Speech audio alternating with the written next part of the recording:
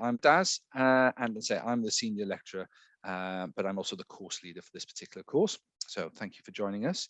Now, joining me today, I also have two current students from the current cohort of the MA in Stage and Event Management, and I'll hand straight over to them so they can share their experiences about being a student on the course. Over to you guys. Cool. Hello, everyone. I'm Rob. I'm also on the course at the moment. So my kind of like journey to the MA, I'll start by talking about that. So I came straight from a drama degree. I did quite an academic course throughout my degree.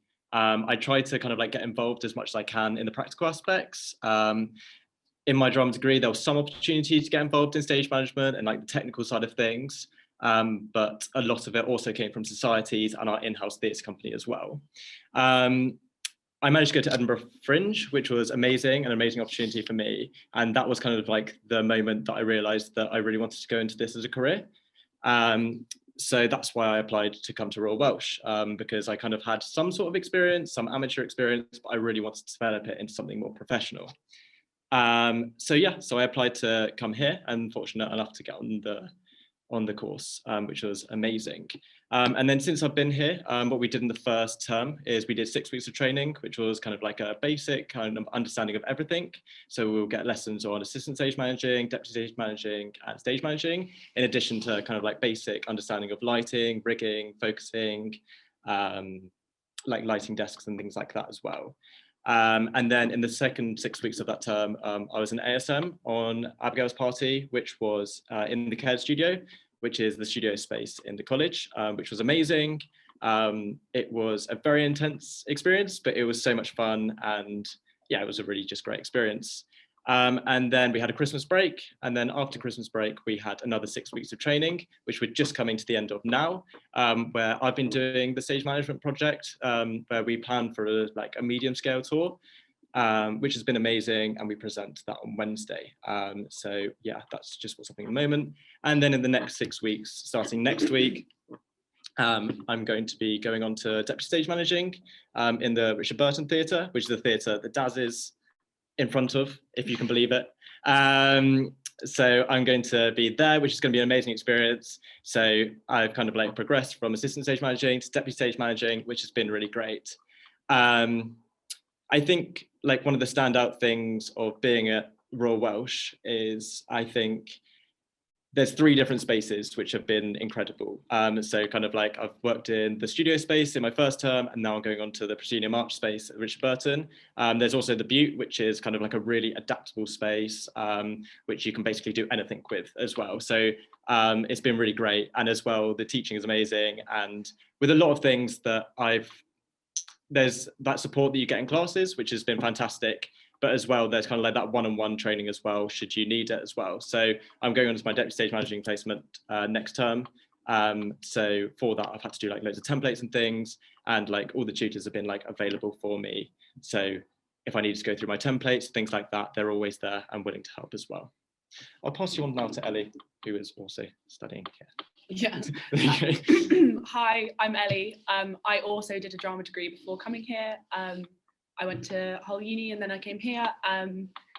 I will just give you a brief kind of explanation of what I've done. I was also an ASM on Abigail's Party with Rob in the studio, and then this term coming, this next 6-week placement, I will be the stage manager on the musical, which is going to be in a found space, really interesting show, verbatim theatre, so a lot to sink your teeth into. And then I've just started lining up my first external placement, which will be with a props company working on some London musicals, which is really exciting. So I'm just going to talk a little bit about living in Cardiff. I personally live in private accommodation, about 15-20 minute walk away from college in Cathays, which is like the big student area. Cathays are the 2 big student places where lots of like Cardiff Uni, Cardiff Met, Royal Welsh all live in that same area. I live in a 4-bedroom house in a postgrad only house. So I live with other people of a similar age in a similar like place in their life, which is quite nice. And then there's also 7 Point, which is the uni's accommodation. And that's 6 people, everyone has their own bathroom, and then you're in a shared kitchen. And that's also about a 15-20 minute walk away. Again, as with most places, there's a little about 5 minutes away from college. There's a big Tesco Extra, which is about a 30-minute walk. If you have a car, probably only like a 10-minute drive. And then there's like Tesco Express and Sainsbury's Local just all over the place. Lots of bars, pubs, and clubs if they're open, all around as well. The city centre's got loads of shops. Just, you know, everything you would expect from a capital city, really. In terms of having a job whilst at uni, I know that's something that a lot of people will want to know about. I personally have a job. I work as a front of house bar member of staff at the Sherman Theatre. They offer a lot of 0-hour contracts to people who work at Royal Welsh, who go to Royal Welsh. And they're really understanding about the course and that you'll need to take time off for productions. It can get a bit hectic having a job, but if you need to, it is manageable and it is something that you can do whilst at studies, and there are places that will be understanding, like the Sherman Theatre. I think they actually came in our first week to hand out like job applications and stuff, so somewhere like that is really good. Yeah, that's kind of everything from me. Thank you, Ellie. Thank you, Rob. I mean, I think just to add to a little bit of that, I think one of the highlights of I'm not originally from Cardiff, but I came to study in Cardiff myself, and I never left. So I don't know if that's an advert, but it is a very welcoming city. I do find that it has all the, as Ellie suggests, all the sort of the scale of what you'd expect from a large city in terms of capital status and things like that, in terms of large scale shows and the cinemas and the bars and stuff, but actually it doesn't feel like a large city, which is great. And the city centre, the core of it, is actually relatively small, and so it's all walking distance. And I think that was one of the appealing things for me, was the fact that you could just get from one place to the other quite comfortably on foot or on bike or anything, and so that need for public transport or your own vehicle wasn't there. So I do certainly think it's a very welcoming city, but it's a very arts-driven city as well. It's got a huge amount going on in terms of, it's got the Wales Millennium Centre, which is the large opera house come #1 touring venue where we get all the large-scale musicals hot off the West End and things like that. But we also have like Millennium Stadium, which is the large rugby ground, which do concerts. We have Motorpoint Arena, it's all sorts. And so that does complement the fact that we're training a stage and event management course. And so there's a lot of options to work at theatres and then also in outdoor events as well. Cardiff City Council are very proactive with their outdoor events circuit, so there's a lot of opportunities there. So I would say that Cardiff lends itself to that very, very comfortably, which allows us then to create this course and to have potential placements and work opportunities on our doorstep, which is what we think is quite appealing to those who come here.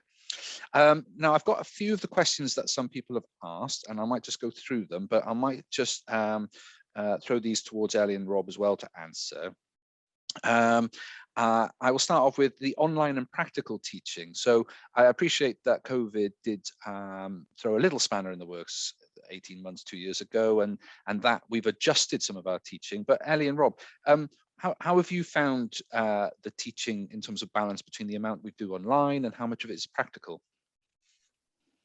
Yeah, so we've been very fortunate this year where almost everything has been in person. Especially everything practical has been in person, which is really, really important for us because there's some things which are almost impossible to do online. But no, it's been great. I think we've only had a couple sessions, but even those sessions are things which would be in a classroom anyway. So sometimes online can be really helpful with things like that because the tutor can like share their screen and things like that, which I feel like there are benefits, and where there have been benefits with online teaching, it has been used, which has been really, really helpful in our teaching. But like I said, I think it's over 90%, a lot over 90% of our teaching has been in person, and that 5% or 5-10% or so would just be things which can be done online as well. So we haven't felt compromised at all. Brilliant, yeah. And I would say that the word classroom is a very broad term in our environment, isn't it? Because I'm virtually in front of one of our main classrooms. That's the environment that we teach in. So if we're teaching a practical session on lighting or sound, we'll be in one of those practical spaces.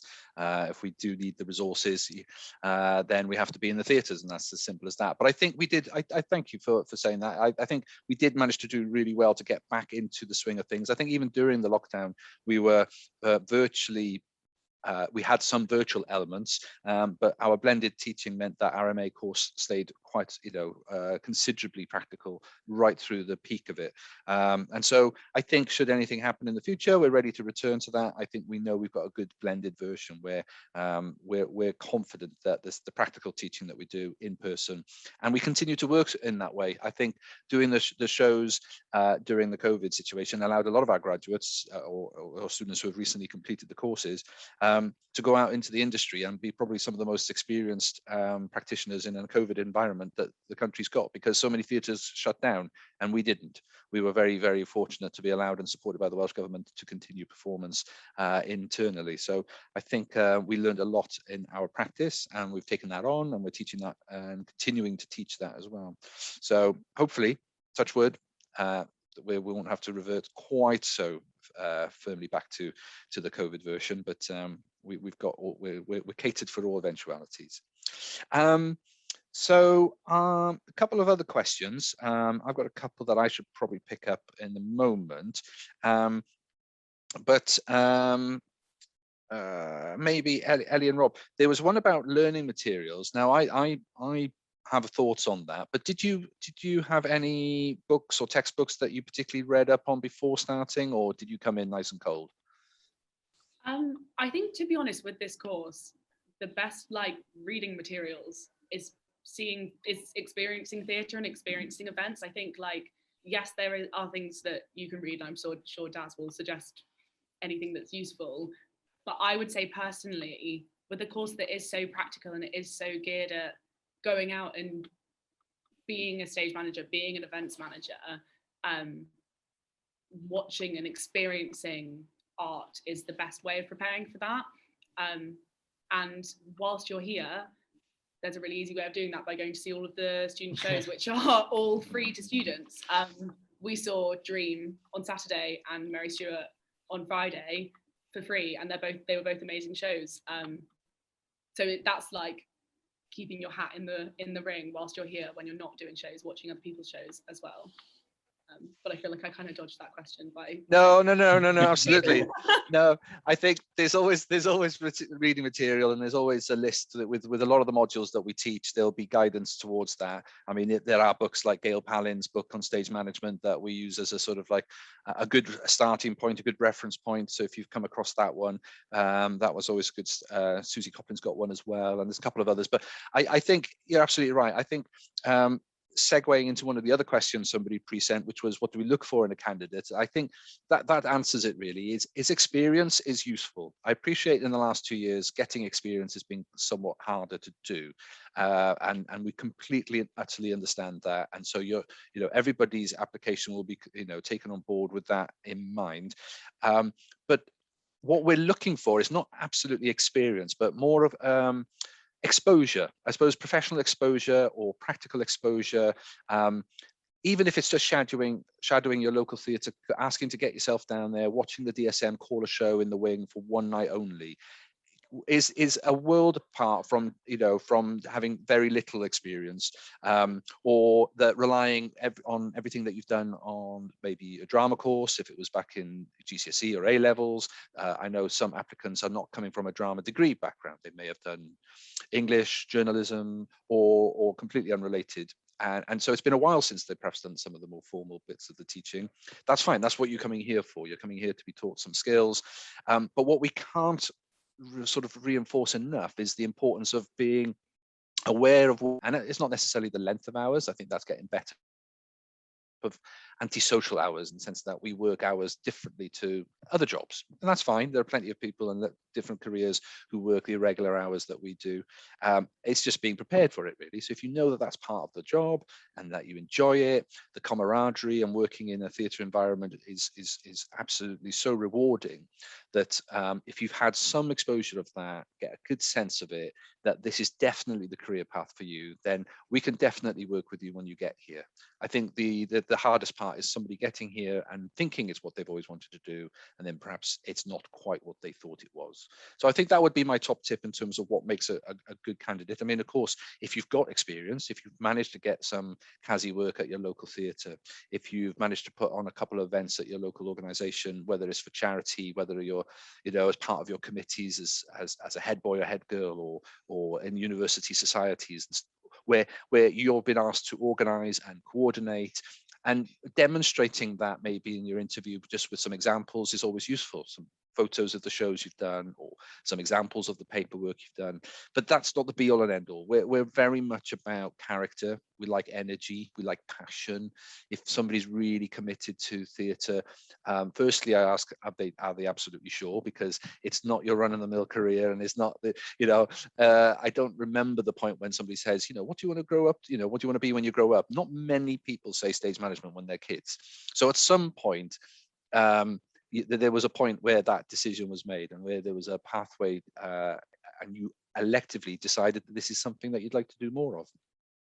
And I appreciate as well with outdoor events, that's been hard again over the last 2 years, because few and few organizations are doing those kind of events. And equally, we totally understand that in certain industries are a bit reluctant to take students on placement, because it's hard enough putting something on during COVID as it was, to invite then inexperience and maybe people who perhaps were less familiar with the environment felt like another responsibility they weren't prepared to do. So we know that, and we will absolutely accept that as part of the application. We know that there's been a very different journey for those of you who have come to this pathway in more recent months and years. What sets an MA student apart from a freelance? I suppose there are two routes, and most of our applicants, I would say over 50% of our applicants are like Ellie and Rob, who have done an academic route first and then have gone on to continue their academia by taking on an MA like this. There are others who may have come from an industry point of view, where they have been within a role, maybe jobbing from small job to small job, maybe not quite making the breakthrough they want, or it's perhaps not the breakthrough in the areas of the industry that they want to get into. And so what we offer is, I'm not saying it's a shortcut, but it's certainly signposting and rerouting people sort of quickly to the streamlining, perhaps is a better way of saying it. You could be freelancing and jobbing from small job to, for a while, and wherever you live in the world might dictate what's available to you. Whereas hopefully coming to an institution like ours, to a course like this one, will allow you to be clearer about what the work it is that you want to do, where in the world that might be, and we'll hopefully be able to introduce you to those people quicker and sooner. So we'll give you that foundation in skills. We'll give you an awareness of what's required within the role, but hopefully enlighten you on parts of the industry that you've not had exposure to as well. I'm sure Ellie and Rob are probably the same, that their journey was of a specific route, and hopefully this course has already broadened their awareness of what's out there. It may not have changed what they intend to do, and that's absolutely not the purpose of the course. It's more a case of, once you're aware of it, it gives you the choice. And choice is a really important part of what we do. And then those choices then manifest in their elective, in the part of the course where you get to try and choose your pathway a bit more detailed.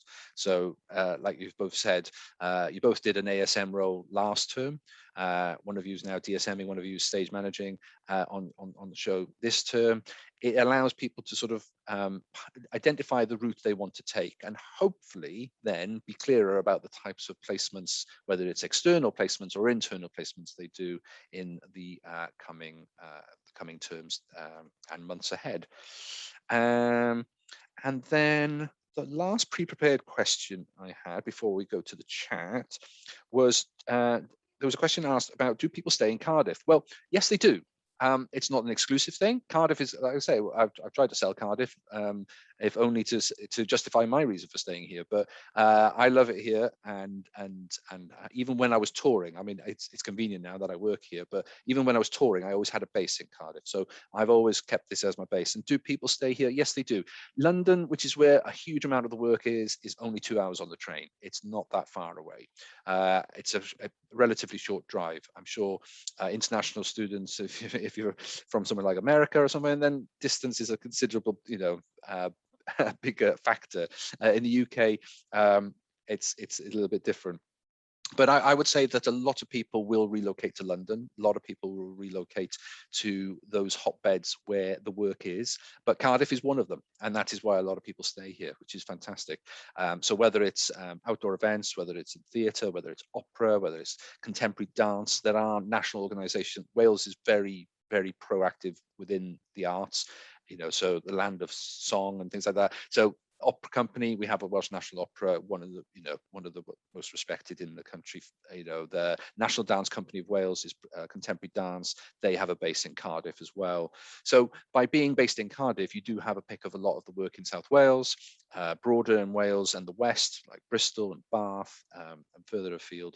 But that doesn't mean you're tied to that. If you're interested in touring, then you've got to have a base anywhere. Well, why be based in London if you're going to be on the road anyway? You're only paying for the most expensive storage of your own possessions, where it'll be cheaper in Cardiff. So there are benefits to that. So I would say that a lot of students do choose to stay here, or at least make this their base. And if that, and then with time they can make more informed choices depending on what their work and where their work takes them. Of course, the work might take you internationally. Many of our graduates do go further afield, and so yes, and anywhere. This career could take you anywhere. So to be prepared to move around the world is potentially one of those decisions you'll have to make. Right, so I'm just going to very quickly go back through the chat. I don't know if I've missed anything.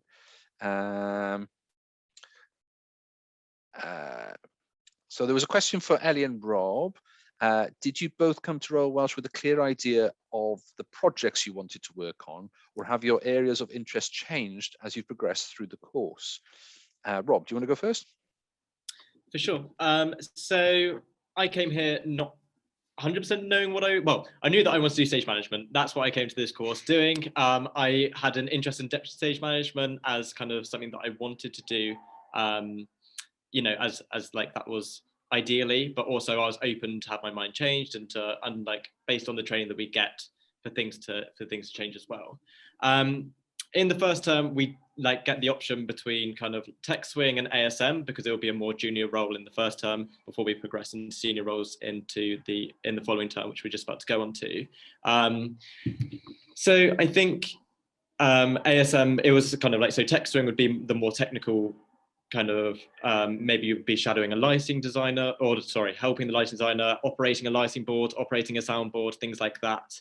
And between that and assistant stage managing, I always knew that I wanted to be assistant stage manager. It was just, that's the route, that's the reason why I came, and that's what I really wanted to do as well. And then my progression into stage management was based on the training that I got, but also it was something that I wanted to do before. It has opened my mind up to lots of different things, because into production management and company stage management as well, kind of like learning about that has made me interested in it as well. But I don't know whether I've answered the question now. But like, I'm very open to a lot of things. I think that's what I'm coming away with it, being like, I came into the course being like, I want to go into stage management. I don't know where I want to specialize. I like deputy stage management, and I'm leaving the course with a similar vibe, but also with a greater understanding with the more senior roles as well. If that answers your question, sorry if it doesn't. Shall I? Yeah, go for it. Cool. I also came thinking I wanted to DSM. I feel like a lot of people come thinking they want to DSM, and then through doing an ASM placement and also doing some prop stuff with Rory in the workshop, I realised, one, that I really like propping, And to that, I think I wanted something that was more about the logistics of how everything works together and less of like the being in the rehearsal space. I think that was what I thought was my favorite thing about DSMing, which still is my favorite thing about DSMing, being in the room. But I wanted to try something that was more logistics, more paperwork heavy, basically. And we'll see after 6 weeks if I still want to try something that's that paperwork heavy. But yeah, I think I came thinking I knew exactly what I wanted to do. And actually the point of this course is that, yes, you know, you want to do the stage or event management stuff, but you learn much more in detail about what those jobs actually entail. Yeah. I think that's the important thing that I have found throughout this course. Thank you. Yeah, no, I think that's a good point, in the sense that there are plenty of opportunities or certain roles that you will only encounter when you begin to climb the ladder. So getting an exposure to some of those more senior roles and having a go at it, maybe, you know, because to be a stage manager on a production of the scale that we do is possibly not the first job you're going to get out of college. You're going to return back to the lower down the ladder and say, right, actually, you're going to work my way up again, but in a professional capacity as an ASM, maybe into DSMing, SMing. But at least you know that the end destination is a role that you want to try and aspire to. I found that myself in experience. You know, one of the parallel industries that we also a lot of our students go into is things like television and film. And I went and myself did a couple of jobs on TV and film, and realized there was a couple of jobs within that sector that appealed to me. But the journey, I don't think I was prepared to do all the other roles on the route. So I was possibly put off, but that was quite good, because it allowed me to be refocused and be focused on what it is I do want to get out of my career and things like that. My own journey was stage management, so I ended up being an ASM. I DSM'd, I DSM'd, but I went into production management, and I'm also now a rigger, qualified rigger. So I do concerts and arena venue rigging as well. So that was more out of fun. So I was managing to find stuff that were within my skill set that I found that I could do alongside the fact that I wanted to be a stage manager or a production manager. So the routes are varied, and I think that's hopefully what we can offer you here on the course. I do have one anecdote from a student a few years back who always compared herself to a little brand new puppy. She called herself the puppy because every week there would be a new part of the course where she'd go, oh, that's exciting, and that's what I want to do. And then suddenly we teach her something new, and then she went, oh, no, actually, that's what I want to do. And then she ended up realizing that she was bouncing around all the different aspects within the industry because they all sounded exciting, and she didn't know which toy, the squeaky toy that she wanted to play with the most was.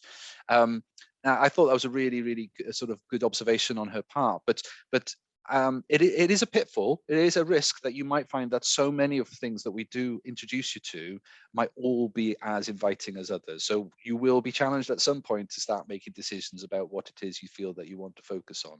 And that's where Ellie and Rob are at now, is that they are beginning to apply themselves to specific roles, and hopefully, like Ellie said, after 6 weeks, hopefully still like it and want to continue to do it. But it's that exposure. If we can give you that plenty of opportunity to try it out, then that allows you to be more informed. Whereas if you were to do an external placement, the example there is that you go and maybe join an existing stage management team elsewhere. You won't be the DSM, you won't be the SM. In fact, you may not be given the title of ASM. You'll just be an additional member of a stage management team. But it's in a professional environment. It could be, you know, the examples I've got students who have just recently finished at the Old Vic, National Theatre, the Globe last year. They all went and joined the existing stage management teams there, learned a huge amount of what it's like to work in London, where the prop houses are, but they weren't given a weren't given a designated role, but they learned a lot in a very different way. Whereas there are other students who stayed on and did extra placements, wanted to have a go at being a DSM, wanted to have a go at being a stage manager on the largest show we do, which is the musical, and things like that. Then of course, you're only going to get that experience if you stay internally. So both routes have value and well worth following, whichever one that suits you the most. So I'm not going to say one is better than the other. I think it just individually suits each member of the course differently. So I'm just ticking through all my questions that were sent in before. There was a question about what is the split between theory and practical, and how much does the timetable vary between the two? I mean, almost all of our theory sessions follow into a technical. I mean, if you're doing the theory of lighting, then that's part of the practical class. If you're doing the theory of sound, then you'll do that as a practical. There are a few sessions, I'm sure Ellie and Rob will say, when we're looking at the roles and responsibilities within a stage management team, which is far more broadly discussed. So what is the role of the ASM? What is the role of the DSM? And there are sessions about that. But then again, Ellie gave you an example there of perhaps propping. We'll do a class on propping, and then we'll go off into town and have a look at the shops and work out where the best place is to go and get the types of props from. But then flip side to that, there's prop making. So rather than buying and sourcing existing props, we have a senior lecturer for production arts join us, and he does a brilliant 2-day workshop where you carve and scrim and cast. I can't remember. Did anybody do their hands and what do we cast this year? We cast someone's face. Yeah. Oh, we did the face. And we made a piece of bread. And some those fancy chocolates. Oh, some chocolates the as seahorse well. chocolates. Yeah. So using the various materials like polystyrene and carving and scrimming, whether it's plaster or if it's resin and those various glues and stuff. So they're individual sort of skills that some people might want to take further. But you may not feel yourself creative or artistic. I would argue that with everybody. I think everybody's artistic and creative. It's just about trying to find how that's channeled and where that's applied. But if you don't think yourself as much of somebody who's into sculpting and crafting those kind of props, at least knowing what it's made from. As a stage manager, the number of times I've had to repair something, I'm not the creative person who made the prop, but if I need to fix it, I know not to use that glue with that material, because that's a really useful skill to have. So we're not claiming that anybody's going to be an out and out prop maker, but if you want to, we can help you pursue that pathway. We're not saying that anybody's going to be a sound designer, but if they need to put a sound system up in a rehearsal room and just make sure that their director is satisfied with the sound that's coming out in the rehearsal room, we can support them with that. So everybody goes up to a level, and then it's up to you then to choose whether or not you want to pursue that particular aspect to a higher level at any given time. So I would say there's predominantly practical, some theory, but almost all of the theory, will have a good amount of practical to follow it. You certainly get a chance to apply it. And then the second part of that question was about how much does the timetable vary between the two? Well, the timetable is quite a full-on training. It is, certainly the first term, Ellie and Robert nodding, it's pretty much 9 till 6 every day, with the odd session here and there. This term, it's a little bit more fluid because there are some self-driven projects. And so you're given a lot more time off to independently research and push that project forward yourself. But that's complemented by still a whole bunch of technical courses. But this year term, we also do things in management. We look at personal development, like CVs, interview techniques. In fact, have you got some mock interviews tomorrow? I think, if I remember rightly. Yep. So we've got the former head of production from the Watermill Theatre in Newbury coming in to interview every one of the cohort as if they're applying for a job at the theatre. So he's going to give feedback on how well they did in that interview. So a little bit of practice before anybody goes off and applies for a job.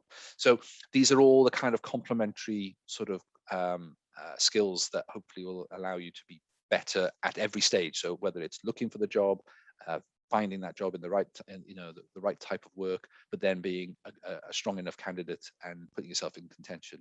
A tax advisor, I think you've got him on Thursday. So he comes in and talks about what it's like to be a freelance and managing yourself as a business, which is a very important skill. He used to be my tax advisor, so I know he's very good. But he's more than used to working with people in the creative industries where their income streams are a little bit more fluid and less consistent as, say, somebody in a regular paid job. So he understands the freelance nature, which is very important. So lots of examples of that, lots of people coming in that will help those specific disciplines to help. you progress as a practitioner. So the skills is one thing, exposure to the environments and plenty of time to practice it. But then what do you do then once you become this practitioner and is entering into the industry? How do you make yourself seen and heard in the industry? So that's how that works. Okay, I don't see anything else on the chat. I think that was all so all my questions have been answered. They're the ones I have in front of me. Does anybody want to switch their mic on and ask any additional questions? I can see Steph there writing lots of notes, but you may well have had everything answered, so don't feel obliged. There's another question for Ellie and Rob in the chat. Gotcha. Yes. Is there anything about the course you found to be negative? Do you want me to leave the room and then no? Go for it, guys. You're here to say what it's really like. Go for it. I mean, I'm trying to think about if there is. I mean, not to sound like a teacher's pet, but I don't think so. Like, the course is exactly how I expected it to be. So if what you're expecting is right for you, then it will be right for you. Mm-hmm. Like, there's no hidden like, there's nothing that they're trying to conceal from you when you're in the application process. They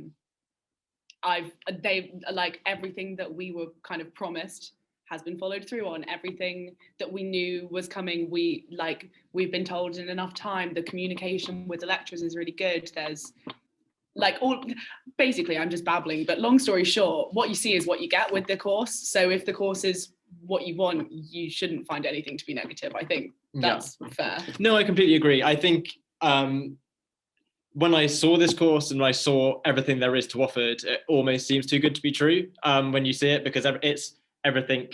Like, you get trained in everything. Like, there's freelancers that come in to help with all of the things that they specialize in, as well as 3 like permanent members of staff as well. So it's kind of like you're getting that experience from professionals all the time. Like, they're all really up to date with the industry and everything. So I think it's really difficult to come in and say something negative, because we're getting the support from so many people. We're getting the training from experienced industry professionals, and we're working in theatres which replicate the industry as well. Yeah. So I think I just think it would be really hard to say something negative when we've got so much that there's so much at like our fingertips. It's such a privilege to be in this position that it's challenging.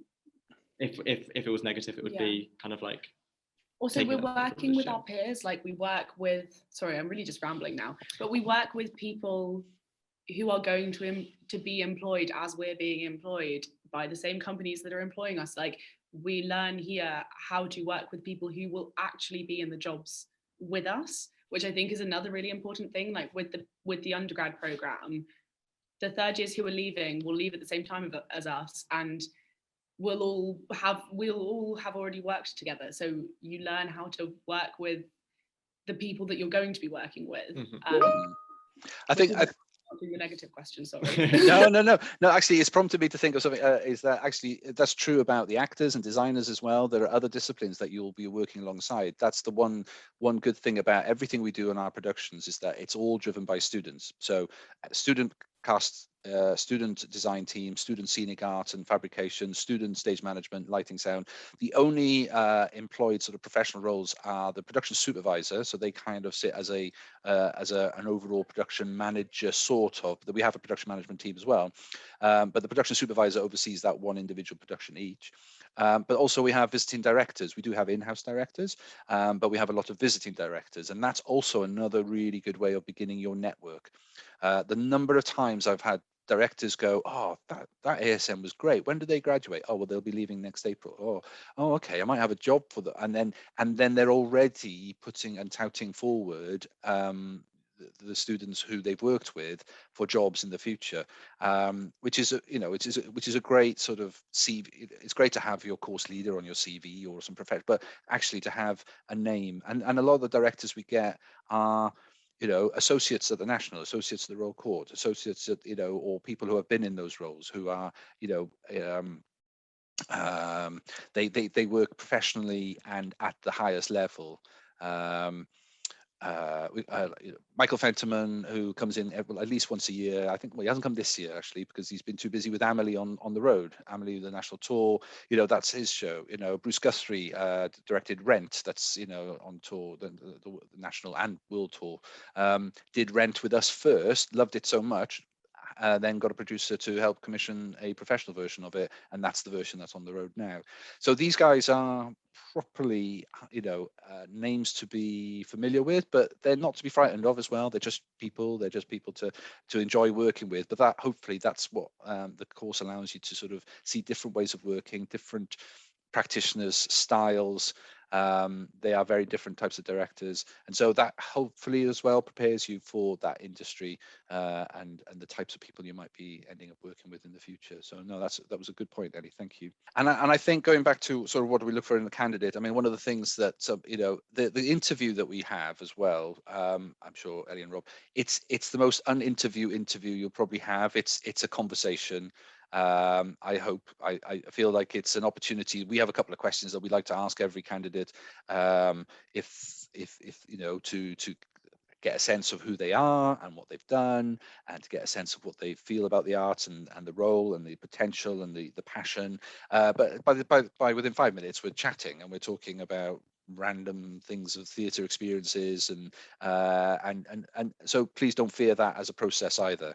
I know you'll say you'll fill the applications and everything like that, but it's a lot of it's based around getting to know you as a person, because we also appreciate that you may all be coming from such different diverse backgrounds, but also parts of the world as well.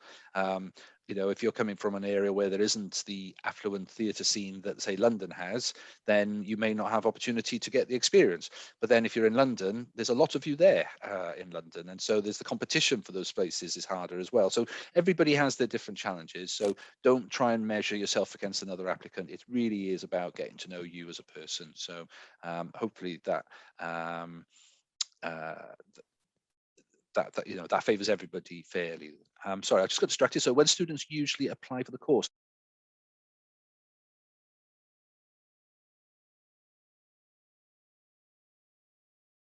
so you can apply, at any point before then, really. If you're looking to apply for the following year, then of course it'll be a similar date next year. We don't tend to offer deferred entries. We're always interviewing per year because it's a very it's a small cohort. It's only 15, 16 individuals every year. And so we do like to try and fill all of those spaces and not have any deferred entries following over to the next year. So if that's the case, then please do get in touch and we can have that conversation, and admissions email address is the best way to do that. But if it's a case of then potentially just reconnecting and reapplying the year after, we can have that conversation as well. So it's not to say we shouldn't meet now to talk about next year, but we are always trying to make sure that we're filling the cohort, because there are the places are there's only the handful of places available each year, and the applicants come from all over the world as well. We've got, what have we got? We've got 4 Americans. Help me, guys. There are 4 Americans, someone from the Philippines, and then Republic, Ireland. Yeah. Someone from everywhere. Wales. Someone from everywhere. Everywhere. Like 8 different From 8 countries. different countries. And then I'm trying to think. Everyone else is just from Wales and England, I think. Yeah. But then half of the course not from England. Not from England. For sure. We do a rolling application process as well. So we've already started interviewing some for this year. We don't wait until March 26th before then we start those, so but there will be a bumper amount of dates and interview opportunities around that March into April. We try and get that done as soon as we can. Okay. Once you've done the interview, it's usually a couple of weeks you get So what advice would you give to someone starting the course?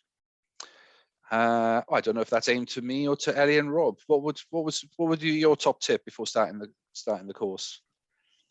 I think for me it would be like just kind of commit to everything. In the first 6 weeks especially, you have so many classes, you're learning so many different things. It's kind of like go in with an open mind and give everything a go to the best of your ability as well, because there's some things which you may be amazing at and you might have loads of experience at as well.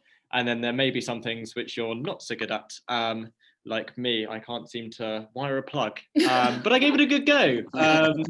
But like there are just a lot of things that you will try, and you just need to, I don't know, throw yourself into everything.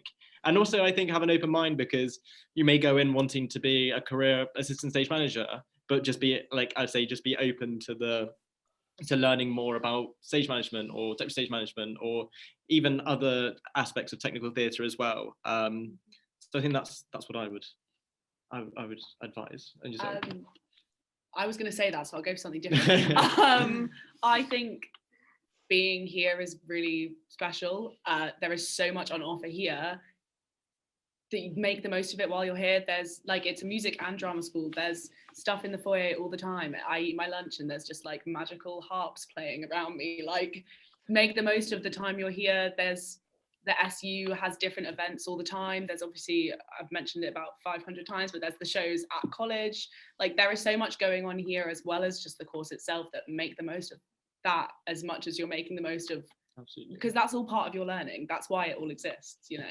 Yeah, because there's also, it's not just limited to the college as well. Because like just last week we got an email saying there's something happening at St David's Hall, and it's kind of, which give free tickets away to the students here as well. We get a lot of free ticket emails. It would be silly not to take that opportunity up, I think. And I would say that absolutely be open to all, because I think there's so many aspects of the course that you might think, I'm not sure this is for me, I'm not sure this is of relevance to me, but it might not be now in the moment. And I think that I think it's fair to say that a lot of people within the arts quite often do sidesteps to career paths, and you know, so maybe 5, 6, 7 years in stage management, and then maybe an opportunity to work in television comes up, and it's quite an ease. The transferable skills is what this course was all about originally.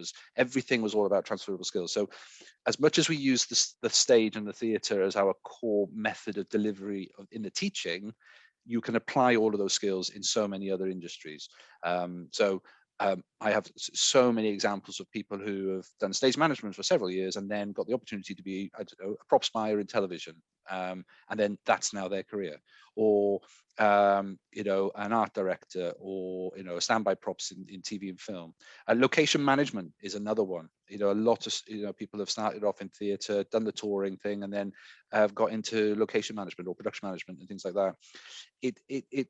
I think it'll be a disservice to say that if you're really into touring and things like that, there's not a lot of people who do that for life, because it's quite a tiring, nomadic nature, and that's fine. I really enjoyed it for the years that I did it, and I miss it. I genuinely miss it, but I know I couldn't have done it for forever and ever. But there are plenty of people I know now that I work with, you know, 30 years ago, that they're still touring now, and so that's an option should you want to. But the fact that they can then sidestep into production management, venue management, technical management, you know, this all, and that's just the ones who stayed in theatre. Then there are others who have taken it into completely different industries, but have said it was their training in stage management that helped them to get where they are today in their new post. So I think all of that is embrace it. It may not make sense, or it may not feel relevant at the time, but it will do at some point in the future. And I think that's the trust that hopefully that we have, that part of that learning. It will make sense. It all does make sense. Honest. Fantastic. Okay. Well, thank you. I think if that was it, yeah.